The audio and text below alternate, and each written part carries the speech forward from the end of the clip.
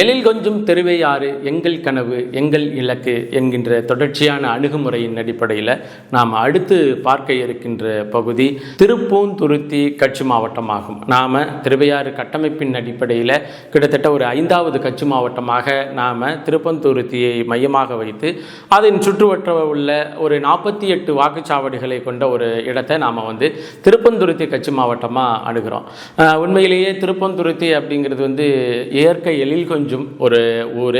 கண்டியூரிலிருந்து நாம் திருக்காட்டுப்பள்ளி அதை நோக்கிய பயணத்தில் நடுக்காவேரி, அதற்கு முன்னதாக திரு ஆலம்பொழில் என்று சொல்லக்கூடிய திருவள்ளம்பொழில், அதற்கு முன்னாடி பார்த்திங்கன்னா திருப்பந்துருத்தி அப்படிங்கிற பேரூராட்சி அளவிற்கான ஒரு பெரிய பரந்துபட்ட மக்கள் வாழுகின்ற ஒரு இடமாக பார்க்கப்படுகிறது. இதில் கீழே திருப்பந்துருத்தி, மேலே திருப்பந்துருத்தி, பண்ணையூர், இன்னும் சொன்ன காட்டுக்கோட்டை, இது மாதிரி திருவள்ளம்பொழில், இது எல்லாத்தையும் சேர்த்த பகுதியாக நம்ம அணுகிறோம். திருப்பந்துருத்தியை பொறுத்தவரையிலையும் கைலாத நாயகர் என்ற ஒரு சிவாலயம் மிகச்சிறப்பான மிக பிரசித்தி பெற்ற ஆலயம்.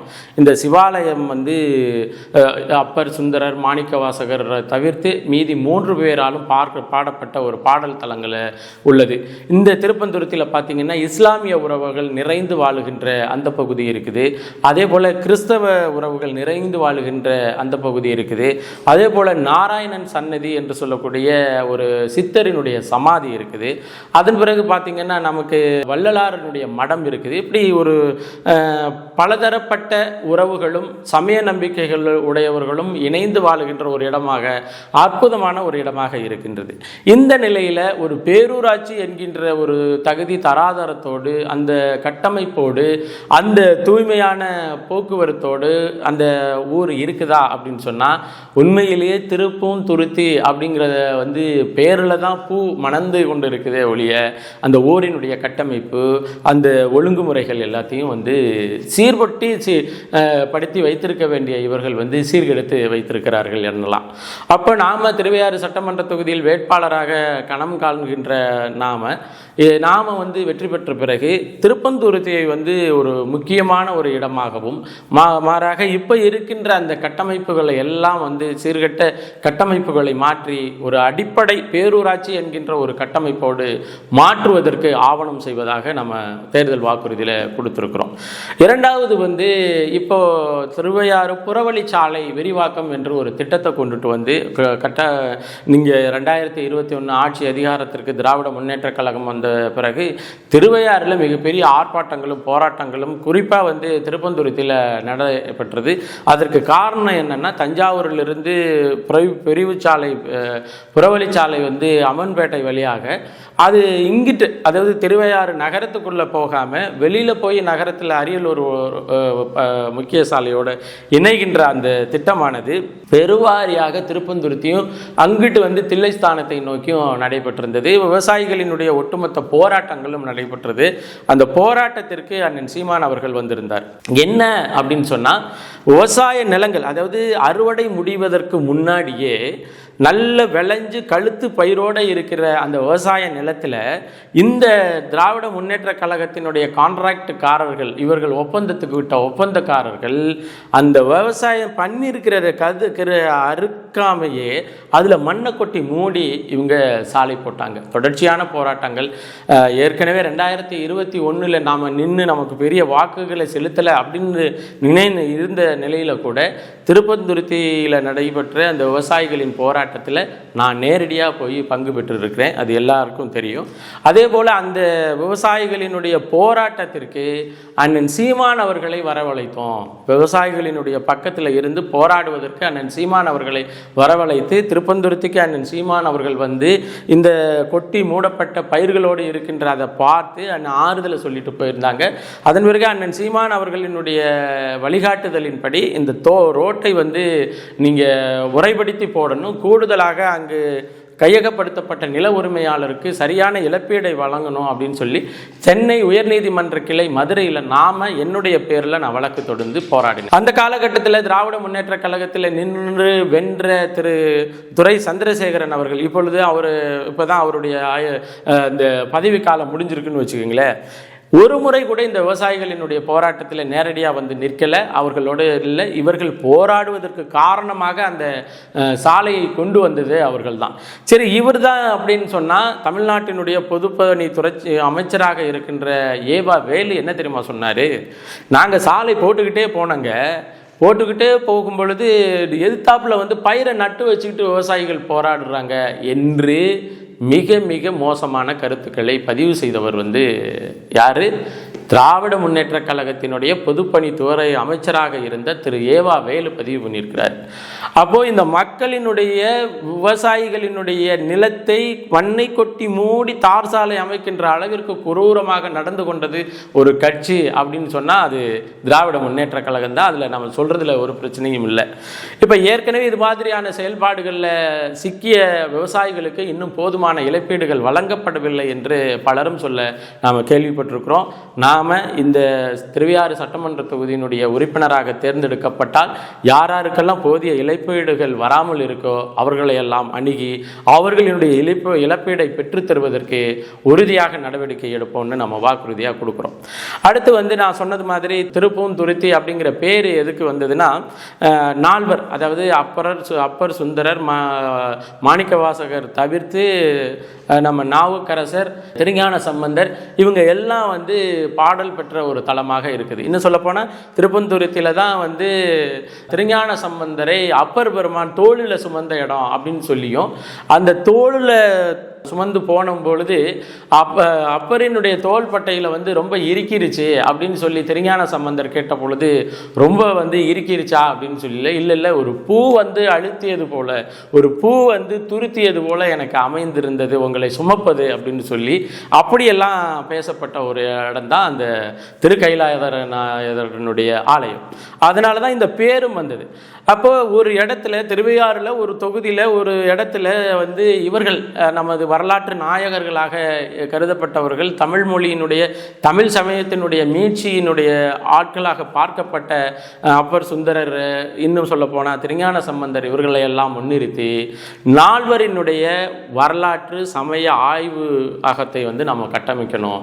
அந்த இடத்துல நால்வரினுடைய சமய வரலாற்று பணிக்கான ஆய்வகத்தை நாம் கட்டமைக்க வேண்டும் என்று நம்ம தேர்தல் வாக்குறுதியில் திருப்பந்துருத்தி பகுதிக்கான தேர்தல் வாக்குறுதியில் நம்ம வாக்குறுதிகளாக கொடுத்துருக்குறோம்.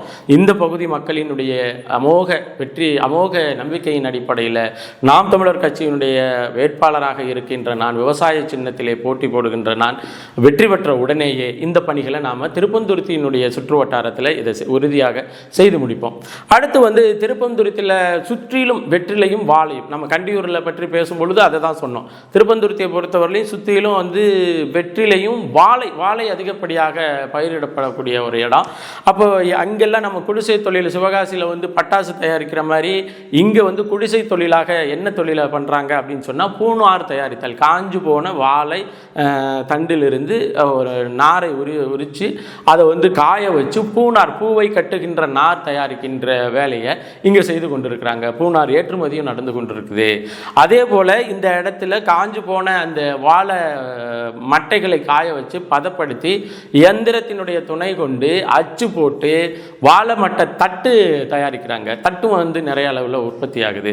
இப்போ இந்த பகுதியில் இருக்கிற நிலமும் வளமும் சார்ந்த தொழிற்சாலைகளை நாம் கொண்டுட்டு வரணும் அப்படின்னு முடிவு பண்ணால் இந்த இடத்துல அரசின் சார்பாக, அரசினுடைய நேரடி கண்காணிப்பில் இயங்குகின்ற பூநார் தயாரித்தல் மற்றும் வாழை தட்டுகளை உற்பத்தி செய்கின்ற அரசு வேலையை, அரசு ஒரு தொழிற்சாலையை அங்கிட்டு கொண்டுட்டு வந்தோம்னா இந்த வேலை செய்கிறவர்கள் அரசு வேலையில் இருக்கிற மாதிரியான ஒரு வாய்ப்பை நம்மளால் உருவாக்கி தர முடியும். அதனால் திருப்பந்துருத்தி கட்சி மாவட்டத்திற்கான எனது தேர்தல் வாக்குறுதியில் பட்டியலில் திருப்பந்துருத்தியில் வந்து இந்த பூநார் தயாரிப்பு தொழிற்சாலை மற்றும் அந்த வாழை தட்டு தயாரிக்கின்ற தொழிற்சாலையை நம்ம கொண்டுட்டு வரோம் அப்படின்னு சொல்லி நம்மளுடைய வாக்குறுதியில் நான் கொடுத்துருக்குறோம். அடுத்து வந்து திருவள்ளம்பொழில் அப்படின்னு சொல்லுவாங்க. அந்த ஊரை கேட்கும் பொழுதே நமக்கு வந்து ஒரு மகிழ்ச்சியாக இருக்கும். ஏன் காரணம், பொழில் அப்படின்னு வந்து முடியுது அப்படின்ட்டு. அதற்கு ஏன் பேர் போட்டுறேன்னா, நீங்கள் திருவையாறு சுற்றிலுமே நிறைய ஊர் பேரே ரொம்ப மதிப்புமிக்க ஊராக கருதப்படும். நீங்கள் பார்த்தீங்கன்னா திருவையாறு, திருக்கண்டியூர். கண்டியூர்னு நம்ம பேசுகிறோம்ல, கண்டியூர்னு, அதுக்கு பேர் திருக்கண்டியூர் தான். அதன் பிறகு திருப்பூந்துருத்தி, அடுத்து திருவள்ளம்பொழில், அப்புறம் திருச்சோற்றுத்துறை, அப்புறம் திருவேதிகுடி அப்படின்னு அந்த பகுதி முழுமைக்கும் பார்த்தீங்கன்னா ஊருக்கு திரு என்ற முன்னோட்டு கொடுத்துதும்பாங்க. அப்போ திரு ஆலம்பொழில் அப்படிங்கிறது காலப்போக்கில் திருவள்ளம்பொழிலாக மாறி பேசப்படுது. இப்போ இருக்கிற திருவள்ளம்பொழில், இந்த திருவள்ளம்பொழிலில் வந்து அது ஆலமர் செல்வன் என்று சொல்லக்கூடிய சிவன் கோயில் இருக்கு. அந்த கோயிலை பார்த்தீங்கன்னா ஒரு சிதிலமடைந்து பாலடைந்து இருக்குது.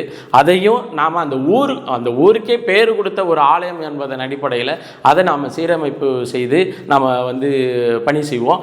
கூடுதலாக பார்த்தீங்கன்னா இப்போ திருப்பந்துருத்தி பேரூராட்சியை பொறுத்தவரையிலையும் இந்த பேரூராட்சிகளில் ஒரே ஒரு இடத்துல தான் ஆரம்ப சுகாதார மையம் இருக்குது, நிலையம் இருக்குது. அது வந்து திருவள்ளம்பொழியில் தான் ஆரம்ப சுகாதார மையம் இருக்குது.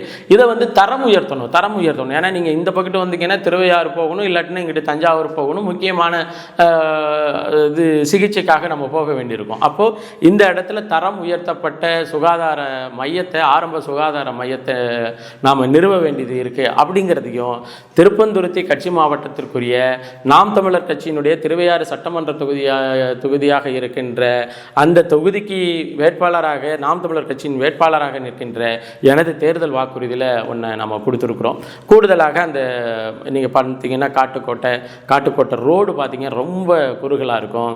அது மாதிரி அந்த இப்போ நாம் சொல்லியிருக்கிற இந்த சுற்றுவட்டத்தில் இருக்கின்ற அனைத்து ஊராட்சிகளிலையும் அடிப்படை வசதி கட்டமைப்புகளை உருவாக்கி தருவதற்கான வேலைகளை நம்ம செய்வோம். நீங்கள் இந்த காணொலி பதிவினுடைய தொடக்கத்திலிருந்து பார்த்துருப்பீங்க. இந்த திருப்பந்துருத்தி கிராமத்தினுடைய கழுகு பார்வையை நீங்கள் பார்த்துருப்பீங்க. இந்த கழுகு பார்வை என்ன சொல்லுது அப்படின்னு சொன்னால், எழில் கொஞ்சம் திருவையாறு எங்கள் கனவு எங்கள் இலக்கு அப்படின்னு நம்ம பேசுறதுக்கு பின்னாடி வெறும் வாக்குகளை வாங்குவது மட்டுமல்ல அப்படிங்கிறத நீங்கள் புரிஞ்சிருப்பீங்க. ஏன்னா இந்த எழில் கொஞ்சம் திருவையாறு என்ற நிலப்பகுதியில் தான் ஒரு அரசு விவசாய நிலத்தில் பயிரில் மேலே கொண்டாந்து மண்ணை கொட்டி அந்த மண்ணு மேலே வந்து சாலையை அமைச்சு இன்னைக்கு அந்த இடத்துல உள்ள விவசாய நிலங்கள் பாதிக்கப்பட்டு கிடக்குது. நீங்கள் என்ன சொன்னீங்க?